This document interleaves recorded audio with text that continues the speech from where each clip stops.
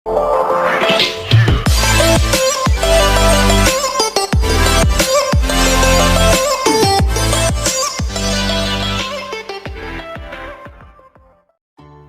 teman-teman, halo semuanya. Kembali lagi di channel saya di World of Skein.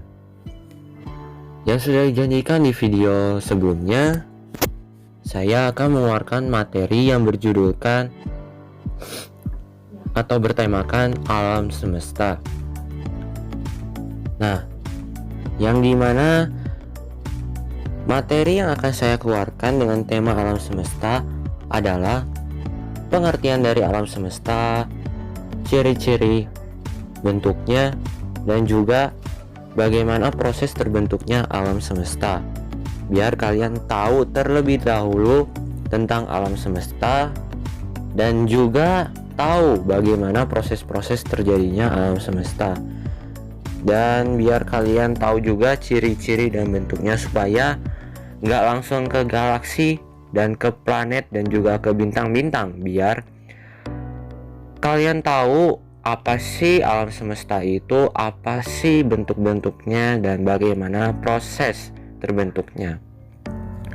Oke, sebelum masuk ke dalam pembahasan materi di video kali ini, saya mau kasih tahu atau beritahu sebentar. Kalau kalian mau komen di channel YouTube ini tentang materi-materi yang kalian gak pahami, boleh. Nanti saya akan bacakan, dan nanti kalau misalnya saya udah baca, nanti saya akan jawab pertanyaan kalian di video selanjutnya. Mudah-mudahan saya akan baca komen kalian satu persatu. Oke, sebelum berlama-lama lagi, langsung saja kita masuk ke dalam pembahasan materi di video kali ini. Let's go. Oke, ini dia sudah masuk ke dalam slideshow. Yang pertama yaitu pengertian dari alam semesta. Coba kita baca terlebih dahulu. Alam semesta adalah seluruh ruang waktu kontinu tempat kita berada, dengan energi dan materi yang dimilikinya. Usaha untuk memahami pengertian alam semesta dalam lingkup ini pada skala terbesar yang memungkinkan ada pada kosmologi, ilmu pengetahuan yang berkembang dari fisika dan astronomi. Coba deh kalian bayangi, alam semesta itu bentuknya seperti apa sih? Alam semesta itu kalau dilihat ciri-cirinya, warnanya itu seperti apa sih? Oke, kalau sudah kebayang, dijelaskan kalau di pengertian dari alam semesta di sini itu adalah seluruh ruang waktu kontinu tempat kita berada. Nah, berarti alam semesta itu menyediakan ruang waktu kontinu tempat kita berada, seperti menyediakan galaksi, planet, bintang-bintang, dan lain sebagainya dengan energi dan materi yang dimilikinya. Nah, energi dan materi yang dimilikinya itu seperti apa sih? Seperti contohnya energi dari matahari lah, energi untuk kehidupan manusia lah, dan lain sebagainya. Bisa juga energi-energi untuk sebuah planet dan juga bintang-bintang ya. Terus, usaha untuk memahami pengertian alam semesta dalam lingkup ini pada skala terbesar yang memungkinkan. Usaha untuk memahami pengertian alam semesta dalam lingkup ini pada skala terbesar yang memungkinkan. Artinya adalah, berarti untuk memahami pengertian dari alam semesta ini, kalian harus memahami pengertian alam semesta dengan lingkup skala terbesar yang memungkinkan. Dari apa aja sih? Dijelaskan di sini ada pada kosmologi, ilmu pengetahuan, fisika, dan astronomi. Jadi kalau kalian mau memahami pengertian alam semesta itu ada pada kosmologi, ilmu pengetahuan, fisika dan astronomi. Mengapa? Karena dasar-dasar untuk memahami atau mempelajari alam semesta itu ada di sana. Jika kalian gak belajar melalui pelajaran tersebut, kalian gak bakal mengerti alam semesta itu seperti apa aja dan juga terdiri dari apa-apa aja dan ciri-ciri bentuknya apa aja. Oke, jika kalian sudah mengerti, langsung saja kita lanjut ke slideshow berikutnya. Bentuk dan ciri-ciri alam semesta. Oke, di slideshow ini akan menjelaskan bentuk ciri-ciri alam semesta. Oke, kita baca dulu terlebih dahulu. Bentuk alam semesta dalam kosmologi fisik adalah geometri lokal dan global alam semesta. Mengapa? Dijelaskan di situ bentuk alam semesta itu dalam kosmologi fisik adalah geometri lokal dan global alam semesta. Coba kalian bayangkan deh, alam semesta itu bentuknya seperti apa? Coba dibayangkan lagi. Pasti bentuk alam semesta itu sangat besar, lebih besar daripada galaksi. Nah, makanya disebutkan kalau alam semesta itu adalah global, karena emang kalau alam semesta itu besar pastinya disebutkan global, karena itu besarnya itu kalau diukur juga nggak tahu ukurannya berapa, apakah ada ujung alam semesta atau apakah nggak ada, saya juga nggak tahu itu. Terus dijelaskan di situ ada geometri lokal. Nah, mengapa dijelaskan geometri lokal?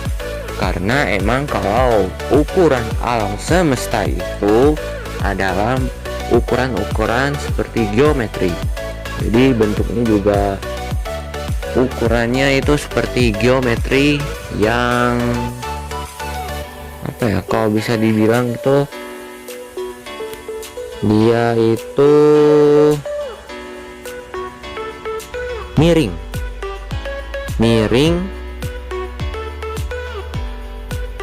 segimana ya, miring terus bulat, nggak bulat sempurna, dia lonjong, terus di tengahnya itu ada seperti apa ya, seperti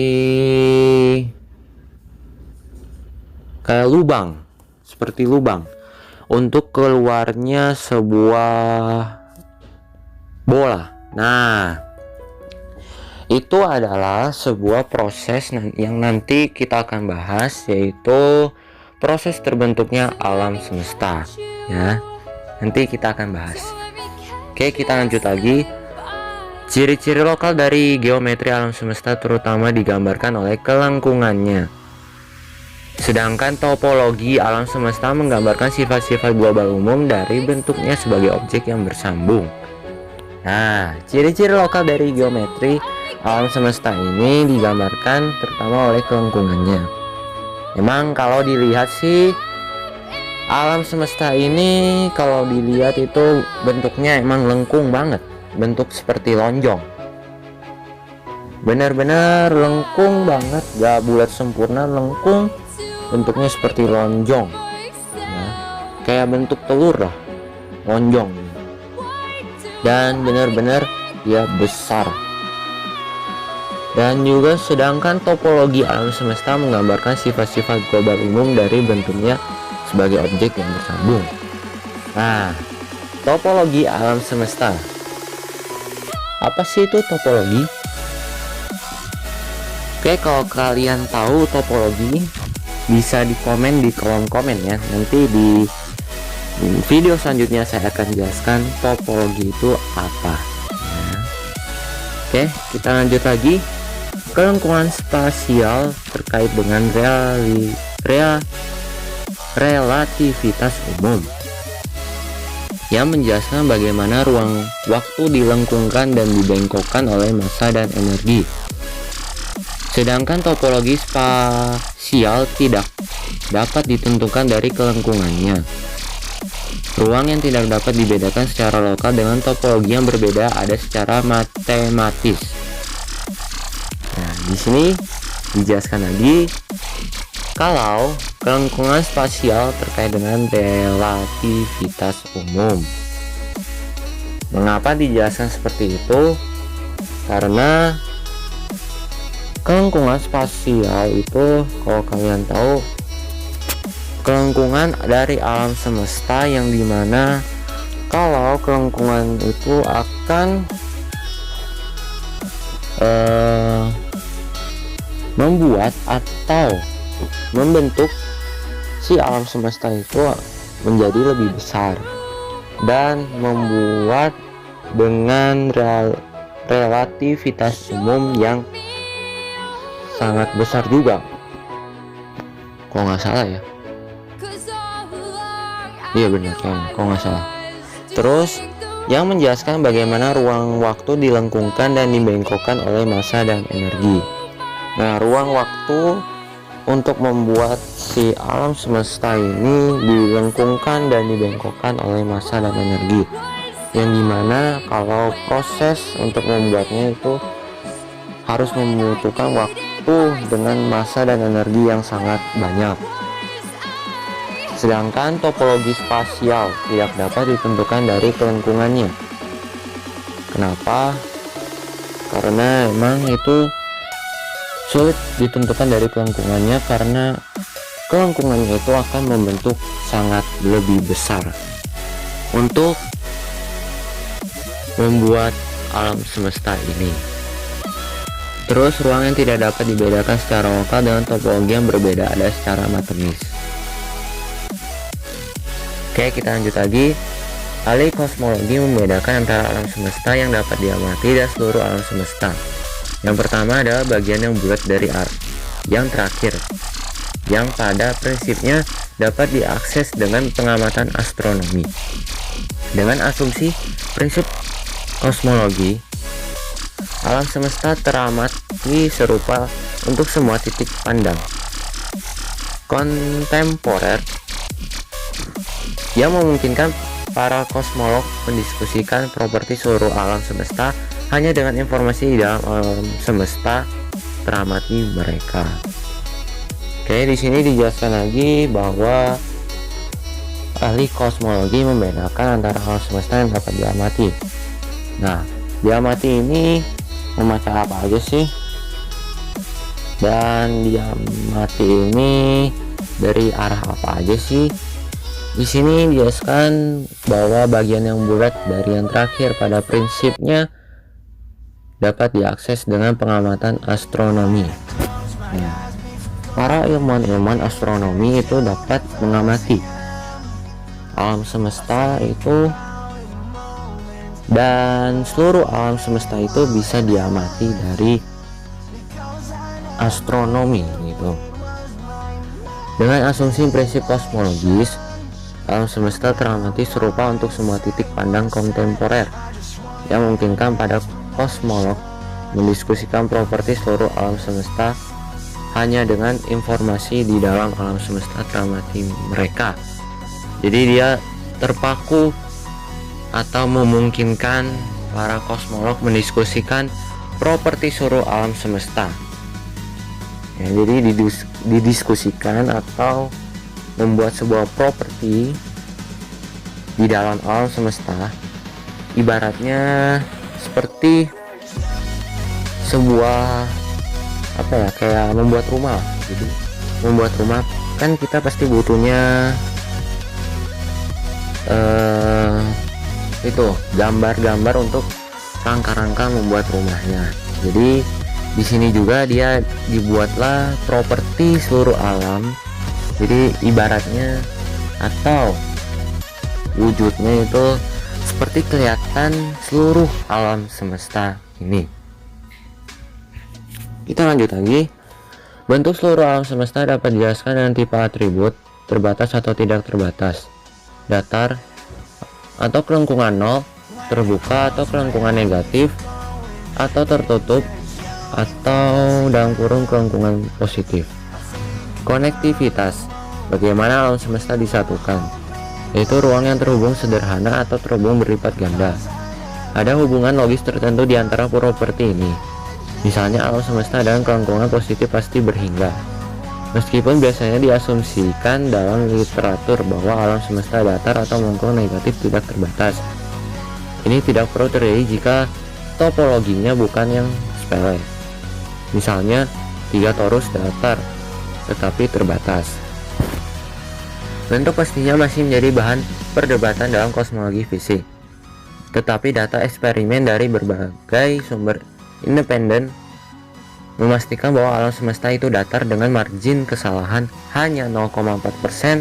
Para ahli teori telah mencoba untuk membangun model matematika formal dari bentuk alam semesta.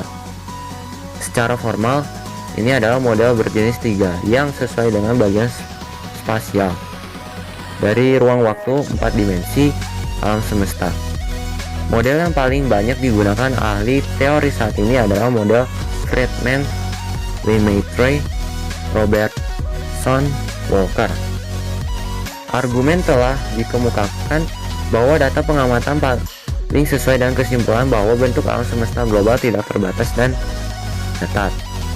Tapi datanya juga konsisten dengan bentuk lain yang mungkin, seperti yang disebut ruang dodecahedral, Poincare, dan ruang Sokolov Starobinsky, atau hasil bagi dari model setengah ruang bagian atas dari ruang hiperbolik dengan kisi 2 dimensi.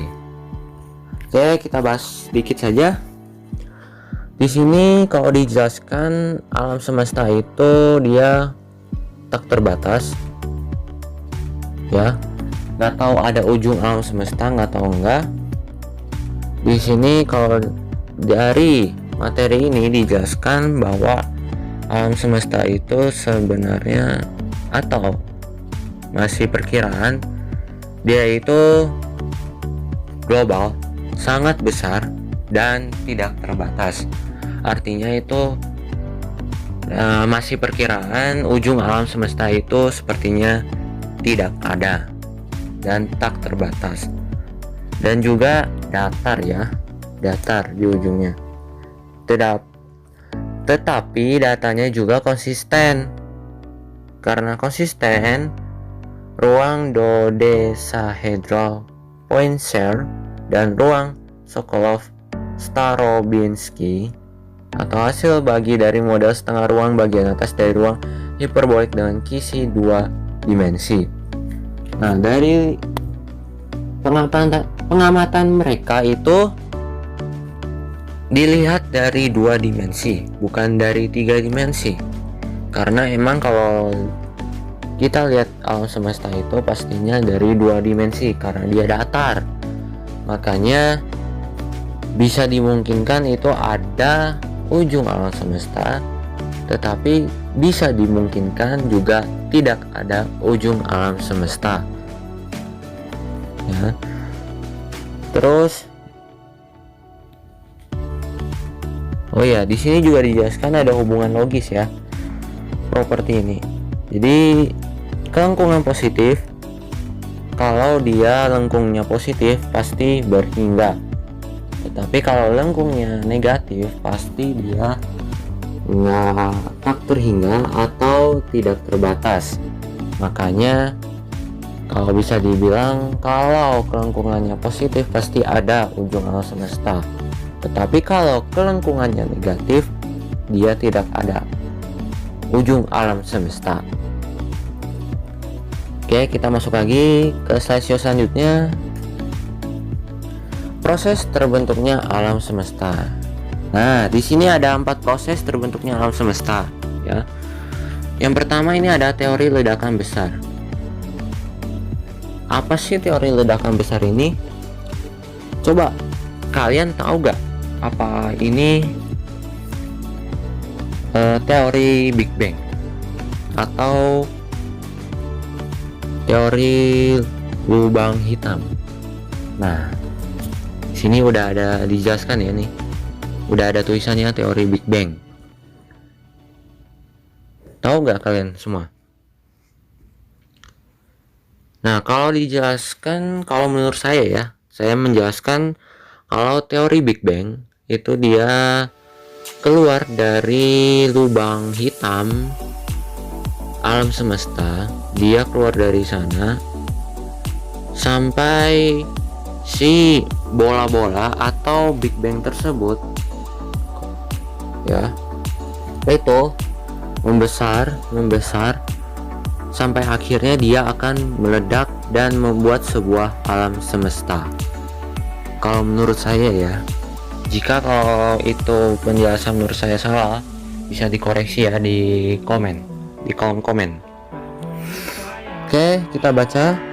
Teori ledakan besar atau yang biasa dikenal dengan teori Big Bang adalah teori yang paling populer dan banyak diyakini kebenarannya hingga saat ini. Teori ini pertama kali diusulkan oleh kosmolog asal Belgia E.B. Georges Lemaitre susah bacanya pada tahun 1927. Lemaitre juga dianggap orang pertama yang mencetuskan teori bahwa alam semesta terus mengembang. Teori ini menjelaskan bahwa alam semesta berasal dari sesuatu yang super padat dan panas yang kemudian meledak dan mengembang sekitar 13,75 miliar tahun yang lalu hingga menjadi alam semesta seperti sekarang ini. Tuh, sudah dijelaskan bahwa teori Big Bang ini ya itu meledak dari sebuah bola yang dimana dia keluar dari lubang hitam dan membentuk sebuah alam semesta. Nah, alam semesta itu dia terus mengembang sampai dia menjadi padat dan panas hingga menjadi benar-benar alam semesta yang ada sampai sekarang ini gitu.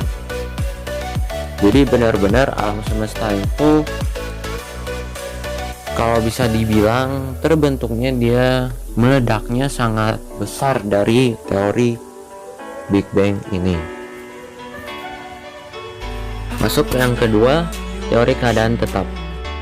Teori keadaan tetap diusulkan oleh H. Bondi, C. Gold, dan F. Hawley dari Universitas Cambridge pada tahun 1948. Menurut mereka, alam semesta ini tidak ada awal dan akhirnya. Alam semesta selalu terlihat sama seperti sekarang. Teori ini menganggap bahwa alam semesta tidak terhingga luas serta usianya. Sempat populer di awal abad ke-20, kini teori tersebut banyak menerima penolakan dari para fisikawan. Bukti yang dianggap mematahkan teori keadaan tetap pada radiasi latar gelombang mikrokosmis yang dianggap dari teori ledakan besar. Jadi banyak yang menganggap atau ya dari para ilmuwan menganggap alam semesta itu tak terbatas, tidak ada awalnya dan akhirnya, karena alam semesta itu akan selalu terbentuk dan juga usianya itu akan selalu bertambah sampai akhirnya. Tapi untuk para fisikawan itu menolak bahwa alam semesta itu bukan tidak ada akhirnya dan tidak ada batasnya, melainkan terjadi karena gelombang mikrokosmis yang terjadi karena ledakan besar oleh teori Bang ya, yang pertama ya. Jadi oleh para ilmuwan dan oleh para fisikawan itu pendapatnya berbeda, karena mereka itu mempelajarinya juga berbeda-beda ya dari sudut pandang mereka sendiri. Oke, nomor 3, teori kabut. Teori kabut yang dikenal juga dengan teori nebula ini pertama kali diusulkan oleh Emanuel Swedenborg pada tahun 1734 dan disempurnakan oleh Immanuel Kant pada tahun 1775. Secara umum teori ini menjelaskan terbentuknya tata surya dari sebuah bola kabut gas raksasa. Kemudian terdapat beberapa materi yang terlepas di sekitar bola gas tadi. Sementara itu, bola gas utama masih berukuran besar dan panas menjadi matahari, dan materi yang terlepas menjadi padat dan dingin membentuk planet. Nah, ini yang untuk ketiga adalah teori kabut. Kalau kalian tahu dulu itu zaman dahulu ya, pada tahun berapa ya? Udah dulu banget, sekitar 13,75 miliar tahun yang lalu. Emang kalau banyak yang bilang ini untuk alam semesta, dia itu kalau terbentuknya alam semesta, dia kan ada bola raksasa berwujud matahari yang sangat besar, lebih besar daripada Big Bang. Nah, bola itu benar-benar panas banget, padat dan dingin membentuk planet ya.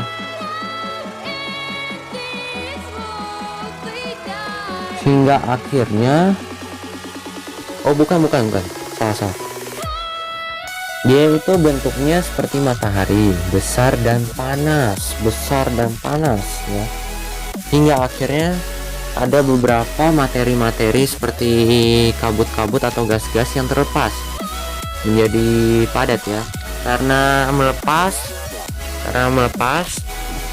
Nah, si gas-gas dan materi-materi tersebut akan bergabung dan akan menjadi padat karena gabungan tadi, dan dingin membentuk sebuah planet. Nah, planet itu terbentuknya dari si matahari yang besar dan panas ini.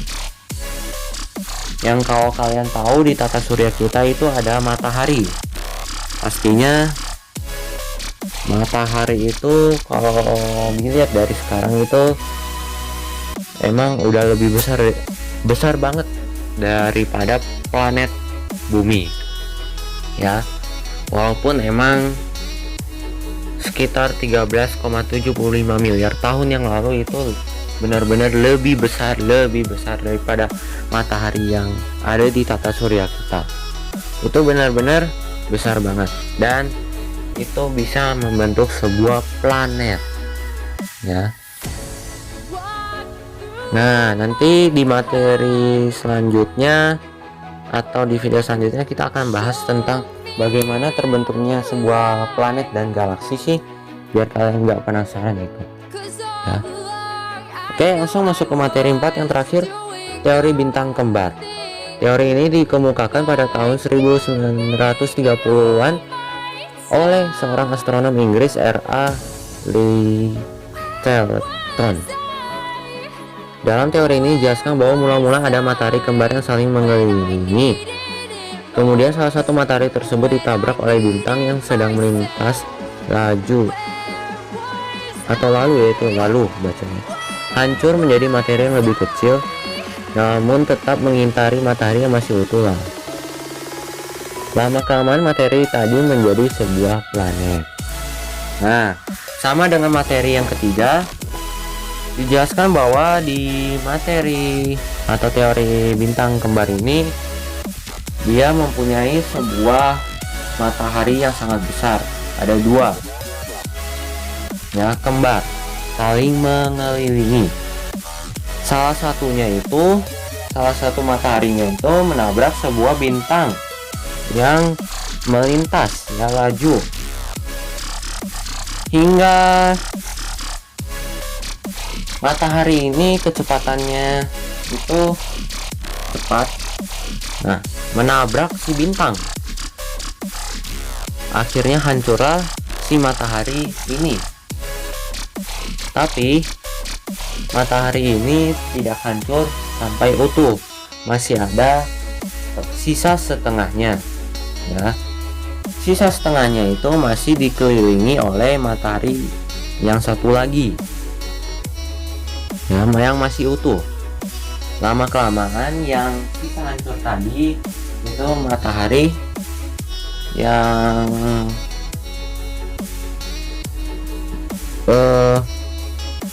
materi-materi sama gas-gas yang ada di matahari tersebut itu akan bergabung dan membentuk sebuah planet. Ya, jadi untuk teori bintang kembar ini mempunyai dua matahari kembar ya, saling mengelilingi. Yang satu menabrak sebuah bintang yang lagi melaju dan matahari tersebut hancur setengah, walaupun gak nyampe utuh, hancur setengah. Dan yang masih utuh masih mengelilingi matahari yang setengah tersebut, dan sisa materi dan kabut-kabut asap-asap tersebut akan bergabung, lama-kelamaan akan menjadi padat, dingin, dan membentuk sebuah planet. Oke, itu dia pengertian bentuk, ciri-ciri, dan proses terbentuknya alam semesta yang dipelajari di materi dan di video pada hari ini. Oke, cukup segini dulu di video kali ini. Semoga bermanfaat untuk kalian pelajari dan kalian tonton. Oke, terima kasih bagi kalian semua sudah menonton video kali ini, dan cukup sekian untuk materi-materi di video hari ini. Semoga bermanfaat untuk kalian semua untuk mempelajari di materi dan di video kali ini ya, biar kalian juga nggak terlalu penasaran apa sih itu alam semesta, bagaimana terbentuknya, bentuk-bentuk dan ciri-cirinya juga. Jika ada yang kurang mengerti, tinggal di kolom komen saja, nanti saya akan bacakan mudah-mudahan ya, dan saya akan jawabkan pertanyaan kalian di video selanjutnya. Oke, segini dulu di video kali ini.